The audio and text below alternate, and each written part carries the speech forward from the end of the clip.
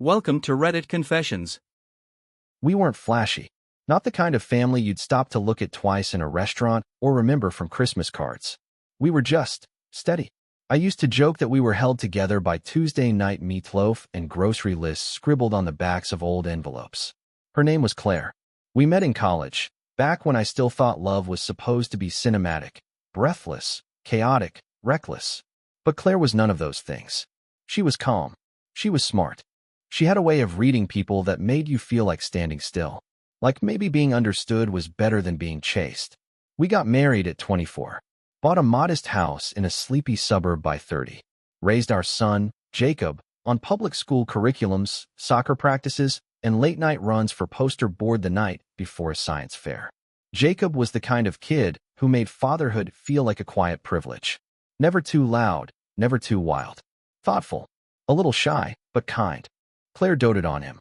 She made every birthday feel like a national holiday. And I worked. Civil engineer. Blueprints, permit fights, budgeting, rinse and repeat. I liked the predictability of it. I liked that I could measure a day's success in square footage and timelines. Weekends were yard work and home repairs. Family dinners. A movie on Friday nights. We were the picture of longevity. Not perfect, no, but not broken either. Or so I thought. Looking back, I can't point to the exact moment the drift began. Not yet. That part would come later, slowly, like a tide pulling back so subtly you don't realize how far you've wandered until you're ankle-deep in unfamiliar sand. But in those years, those quiet, golden, ordinary years, I would have sworn on everything I had that we were solid. God, I was so sure. It started small. Everything always does. Claire took up walking in the evenings. Nothing strange about that. We were both getting older, and she said it helped her sleep. At first, I offered to go with her. She smiled, thanked me, but said she liked the time alone. A little solitude after years of noise. I didn't push. I figured after raising Jacob, after all the nights pacing with fevers and the years of birthday parties and parent-teacher nights, she'd earned a bit of silence. So I let her walk. She also started taking more care in how she dressed. Not in a dramatic way, just subtle things. Lipstick on a Tuesday. A new top here and there. Her hair styled differently, like she was trying on versions of herself she hadn't worn in a while. I noticed. Of course I did. But I didn't say anything. Maybe I should have. Instead, I chalked it up to midlife recalibration. We were in our late 40s, after all. Who didn't want to feel desirable again? I even felt a kind of admiration. Like, good for her. She's taking care of herself. It wasn't suspicion. Not yet. It was distance. A gentle, creeping kind that you tell yourself is temporary. Work stress. Hormones. The natural ebb and flow of long-term marriage. She smiled less during dinner. Checked her phone more. Claimed she was reconnecting with old friends through Facebook. I still didn't ask questions. I should have. But the truth is, I didn't want to know the answers. So I retreated into my own routines. Longer hours at work. A quiet drink in the garage at night. I'd tell myself I was giving her space, being respectful, not smothering her. But deep down, I think I was already grieving something I didn't fully understand. We were still a family. We still had Sunday dinner. Still texted about Jacob's college applications. Still took turns picking up groceries. But it was like we were playing house. Like the real us had quietly moved out and left only shadows behind. Looking back, I don't think betrayal ever just appears. It inches in. Like dust in the corners of a room you've lived in too long. Familiar, slow, easy to ignore until you're choking on it. Claire started staying up late. I'd head to bed around 10, the way I always had. She used to come with me. We'd lie side by side, both on our phones sometimes, but there together, in that soft, wordless intimacy of a long marriage. But then, she stopped. Just going to finish a show, she'd say. Or, I'm not tired yet. At first I believed her. Then came the lock screen. Her phone, which used to lie face up on the counter, was now clutched tightly, face down, password protected. She carried it with her from room to room, like it was a limb she couldn't do without. I told myself not to panic. We were adults. Married nearly 25 years. She deserved privacy. But it didn't feel like privacy. It felt like a wall. One night, I woke up at 2 a.m. No Claire. I found her downstairs, curled up on the couch, phone in hand, lit by its glow. She didn't hear me come in. Her face, she was smiling. Not a casual, distracted smile. It was soft, lit from within. That's when my gut turned. She looked up, startled. Couldn't sleep, she said. Didn't want to wake you. I nodded, numb. And still, I said nothing. I didn't want to fight. I didn't want to hear the lie. I just went back upstairs, lay in bed staring at the ceiling, and let the silence grow heavier than either of us could carry. The night I checked her laptop, I became someone I never thought I'd be.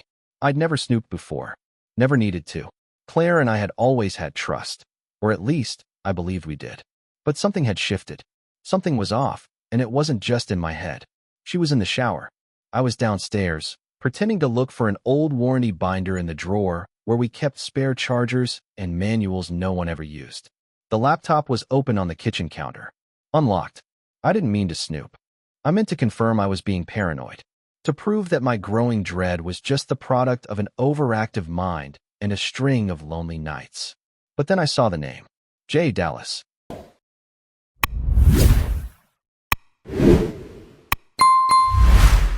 I clicked. The email was short, intimate, laced with just enough ambiguity to make me question everything, but not enough to give her the benefit of the doubt. I searched for more. There were dozens. Some deleted, some hidden in obscure folders. But they were there.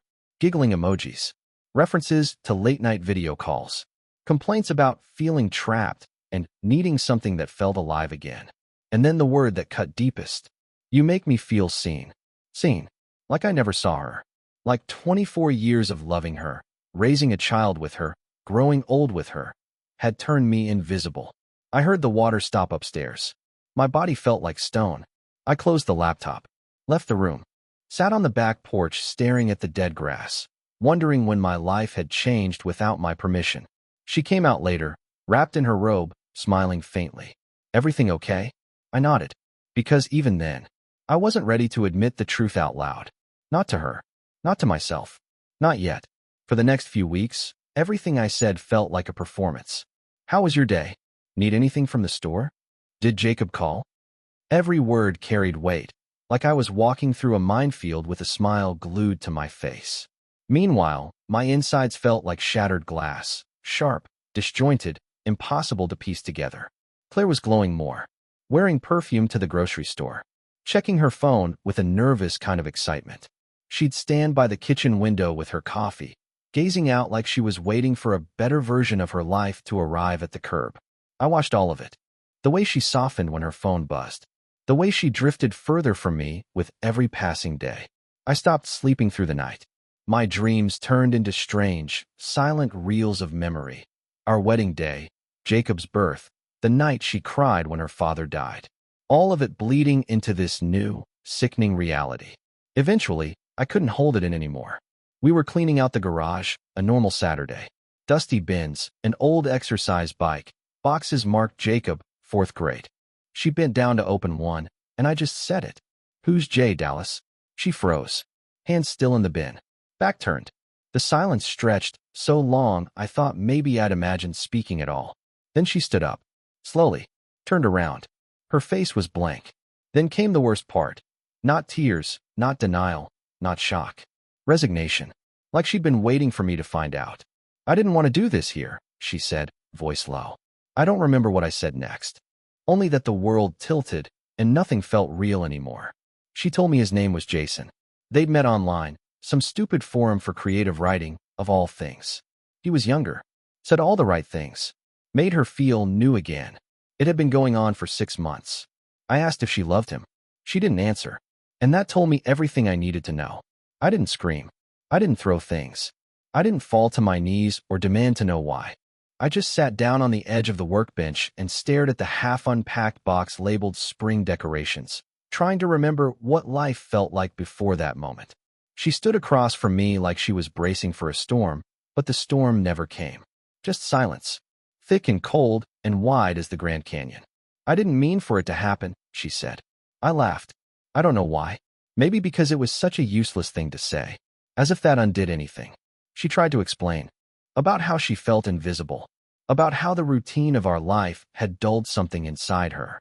How she hadn't felt alive in years. About how Jason reminded her she was still a woman, not just a wife or a mother or a schedule keeper. I asked her if she wanted to stay married. She looked away. That was the answer. After 24 years, family vacations, hospital scares, mortgages, Christmases, prom photos, inside jokes, the mundane miracle of building a life, she wasn't sure. That night, I slept in the guest room. She didn't come to the door. I half wished she would. I remember lying there, staring at the ceiling, thinking how strange it was that you can live with someone, eat with them, brush your teeth next to them, and still be worlds apart. Jacob called the next morning. Said he and his girlfriend were coming up the following weekend. Wanted to talk about something important. I told him we'd be here. Told him nothing had changed. But everything had. And the hardest part? The divorce hadn't even started yet. The first appointment with the divorce attorney was the most surreal. It felt like I was attending someone else's funeral, except I wasn't mourning a person. I was watching the dissection of a life, line by line, asset by asset. The attorney was polite, professional. She walked me through things like I was just another case. Bank accounts, retirement plans, the house, the car, the patio furniture we'd bought on a whim last spring. Claire didn't come to that meeting. We agreed early on to do things amicably, whatever that meant when one person lit the match and the other got caught in the flames. We started sleeping in separate rooms permanently, dividing up chores like business partners. She told Jacob a few weeks later, after we signed the initial mediation papers. I wasn't in the room for that, but he came to see me afterward, jaw tight, eyes red. She said it was mutual, he told me. I didn't correct him. What was the point? I didn't want him to see her differently. He loved her. She was his mother. And no matter what she did to me, she'd always be that to him. That was the line I wouldn't cross. Claire moved out in October. Took the smaller SUV, a few pieces of furniture, her books, her frogs. The house felt hollow without her presence. Not just physically, but spiritually. It was like someone had turned the volume down on everything. There were no more evening footsteps down the hall. No shared glances over dinner. No perfume lingering in the bathroom. Just silence. And yet, it didn't hurt the way I expected. It was like realizing a wound had already gone numb. You just hadn't noticed it until you looked down and saw the blood. The first month alone was the worst. The house echoed differently. I could hear the fridge hum, the ticking of the hallway clock. Even my own breathing felt too loud in the stillness. But eventually, I adjusted. I started waking up earlier, not because I had to, just because I could. Made real breakfasts. Eggs, toast, coffee. I read the paper again, instead of scrolling headlines on my phone while pretending to listen to Claire. I started going for walks. Not the kind she used to take, not evening escapes, just quiet loops around the neighborhood. I waved to neighbors I hadn't spoken to in years. Stopped by a farmer's market. Bought fresh strawberries. Took a day off work for no reason at all. Jacob called more often. He didn't say it outright, but I think he was checking in on me. I didn't give him a reason to worry. I didn't talk about the silence, or the ache, or the way I still reached for 2 mugs in the morning.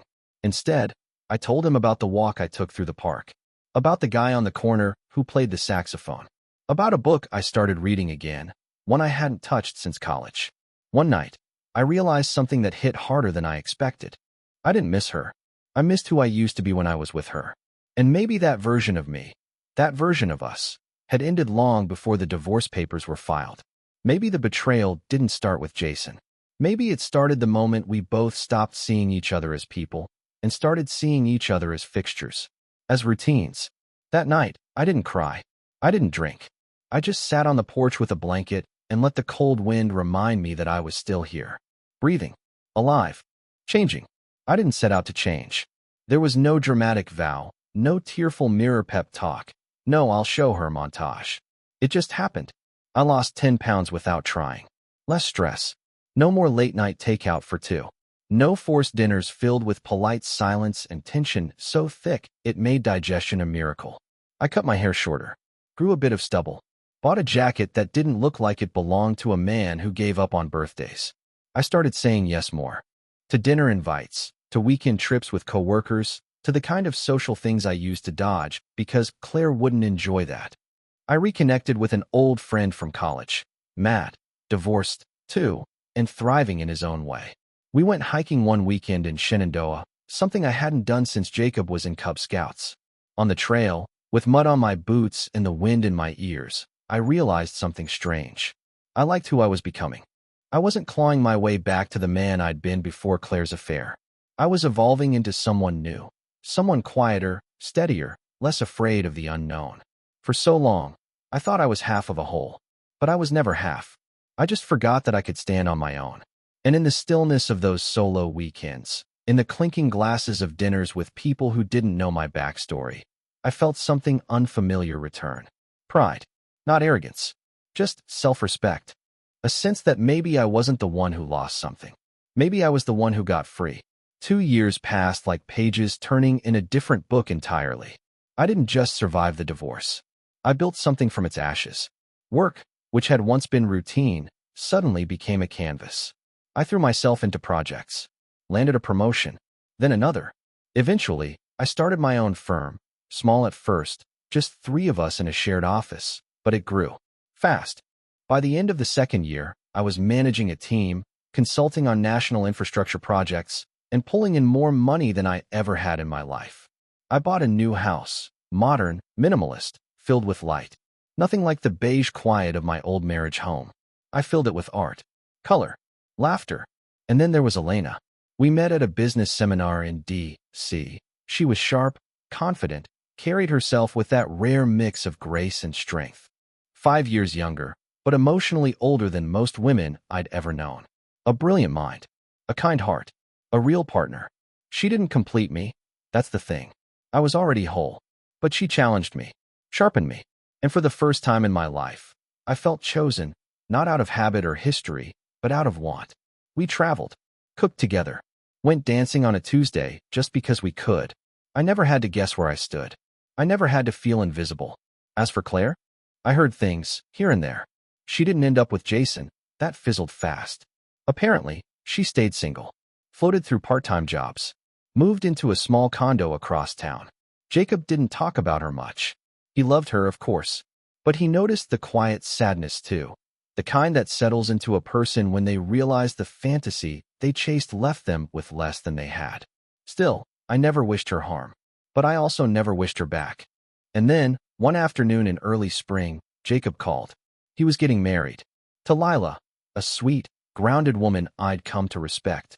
We're keeping it small, he said, but I want you there. Both of you. My hand tightened slightly around the phone. Claire. After all this time. I glanced at Elena, laughing softly on the patio, wine glass in hand, golden in the afternoon light. I wouldn't miss it for the world, I said. And I meant it. The invitation came printed on cream cardstock, tied with a ribbon that matched Lila's favorite shade of green. Elegant, understated, beautiful, just like her. The wedding was scheduled for a warm May afternoon at a vineyard outside Charlottesville. Rolling hills, white chairs, string quartet, 100 guests, give or take. Elena helped me pick out my suit, navy, tailored, custom fit down to the stitch. She adjusted the cuffs and kissed my neck like it was the most natural thing in the world. This is the kind of man who turns heads, she teased. I smiled, but inside, I was already rehearsing the moment. Walking into that venue, seeing Claire for the first time in years, wondering what would flicker across her face. Jacob mentioned she'd be coming alone. I didn't ask questions. I already knew. I could see it in the way her name arrived without attachment. No +1. No companion. No mention of a new chapter. Just Claire. Part of me wondered if she thought about it. The man I'd become. The life I'd built. The woman I loved now. Beautiful, brilliant, and utterly unthreatened by ghosts. I didn't want revenge. I didn't want to gloat. But I did want her to see me. Not the man she betrayed. Not the man she expected to fall apart. The man who rebuilt himself. The man who walked away from the ashes carrying nothing but his dignity. In the weeks leading up to the wedding, Elena and I danced around the subject gently. She's part of your past, she said one night, lying against my chest. But she's not your weight to carry anymore. She was right. And yet, when I closed my eyes, I could still feel the old echoes. Not pain, just memory. Because some people don't just break your heart. They teach you how to build a new one. The vineyard was drenched in late morning sun. Rows of white chairs lined up beneath soft canopies. The smell of lavender and cut grass floated in the air, carried by a breeze that felt almost too perfect to be real. It was the kind of day photographers dream about. Elena looked stunning in a slate blue dress, simple, elegant, the kind that turned heads without asking for attention. She held my hand as we walked toward the seating area, our fingers interlaced like they belonged there. Jacob spotted us first. He broke into a grin, pulled me into a hug. "Dad," he said, with a kind of quiet pride I hadn't heard since he was a boy. "You ready?" I asked. He laughed. "Nope, but I will be." We took our seats, third row on the groom's side. Elena leaned into me, warm and calm. I scanned the crowd slowly, not looking for her, exactly, but expecting the moment. And then it happened. Claire. She stepped out from behind the main hall, her dress a muted gray, her hair shorter than I remembered, streaked with strands of silver. No jewelry, no companion, just her. She stopped mid-step when she saw me, and I saw it, that moment where her breath caught. Her face paled, her mouth parted slightly. She hadn't expected this version of me. She hadn't expected Elena, either. Her eyes flicked between us, and I watched the realization wash over her, slow, complete, and utterly devastating. Not that I had someone new, but that I was whole, that I wasn't bitter, broken, or clinging to the past, that I had thrived. She nodded once, slowly, trying to gather herself. Then she turned away and walked toward the far side of the seating area, alone. Elena noticed, of course. She squeezed my hand. "You okay?" she whispered. I smiled, genuinely, for the first time in a long time. "Yeah," I said. "I actually am." The ceremony was beautiful. Jacob looked proud, a little nervous, completely in love. Lila was radiant. They said their vows beneath a trellis of white roses, and for a moment, the whole world held its breath. Claire sat alone near the aisle. She clapped when the couple kissed, smiled at the right moments. But her eyes kept drifting. To me. To Elena. After the ceremony, during the slow shuffle to the reception hall, it happened. Claire stepped into my path, hesitant. Her voice was soft, almost apologetic. "Can we talk?" she asked. I glanced at Elena, who gave a small nod and drifted off to greet Jacob's friends. Claire and I stood beneath a sycamore tree a few feet from the main crowd. The music from the speakers was faint, something classical, forgettable. "You look different," she said. "So do you," I replied. I meant it. There was something faded in her, not her appearance, but her spirit, like a photograph left in the sun. "I didn't think you'd come out of it like this," she said, glancing toward Elena, then back at me. "I thought I knew how it would go." I waited. "I thought you'd break," she admitted. "That you'd come back." I said nothing. Because what do you say to someone who gambled your whole life and lost? She looked down. Her voice cracked. "Are you happy?" "Yes," I said, without hesitation. She nodded slowly. A silence stretched between us, not hostile, just final. "I'm glad Jacob has you," she said. "I know I hurt you." "You didn't just hurt me," I replied, calm but firm. "You erased us, for something that didn't even last." She blinked fast, but no tears came. "I hope you find peace, Claire." And then I turned, walked back to the reception, to Elena, to music, to the life I rebuilt. Behind me, I didn't hear her follow. And that was the moment I knew, really knew, that I had moved on. Not with anger, but with grace. Because sometimes the best revenge is simply becoming everything they swore you'd never be. The reception was held in a converted barn wrapped in string lights and eucalyptus garlands. The kind of place that made you feel like you'd stepped into someone's Pinterest board, rustic, curated, warm. Elena floated through the crowd with effortless grace, exchanging kind smiles, laughing with people she'd just met. She had this rare ability to make strangers feel like old friends. I watched her from across the room, thinking how different everything felt now. Not just the relationship, but me in it. Claire sat at a table near the back, alone, stirring her drink long after the ice melted. Every so often, someone would pass by and offer a polite hello. But no one lingered. I caught Jacob glancing between us a few times. He wasn't trying to force anything, just quietly hoping his parents could coexist without stealing from the joy of his day. When Elena rejoined me, she slipped her arm around my waist and leaned in. "She's watching you," she whispered. "I know. You don't have to talk to her. You owe her nothing." But I wasn't angry. Not anymore. I looked over at Claire, her hands clasped tightly in her lap, her shoulders drawn in like she was bracing for a storm that never came. And it hit me. She wasn't just alone today. She was alone. No partner. No circle. No future she'd imagined when she chased that fantasy. Just the long shadow of what she threw away, and the quiet awareness that it wasn't coming back. She was the ghost now, not me. It happened during the father-son dance. The guests formed a circle around the dance floor, watching as Jacob and I moved, awkwardly at first, then relaxed, then laughing. It wasn't a long dance, but it was the kind that stitched memories into bone. Afterward, as people returned to their tables and the band shifted to something slower, I stepped away to catch my breath. Claire was already moving toward me. I saw it before I turned. The way she held her clutch tight against her chest, the way her steps slowed as she got closer. There was no plan in her body language, just impulse, nerves, and something close to fear. "Hi," she said, stopping just a few feet away. "Hi." She looked around, like she wanted to escape the moment before it began. "You look well," she said. "Thanks," I replied. "You too." It was a lie, a polite one. But she knew. Her lips twitched into a bitter smile. "You don't have to pretend." I waited. Let the silence open between us. "I thought time would soften it," she said, eyes on the floor. "The guilt, the choices." But it didn't. It just made the consequences clearer. "You don't owe me confessions, Claire." She looked up at that, really looked at me. "No," she said, "but I need to say it anyway." I let her. Because this wasn't about reopening old wounds.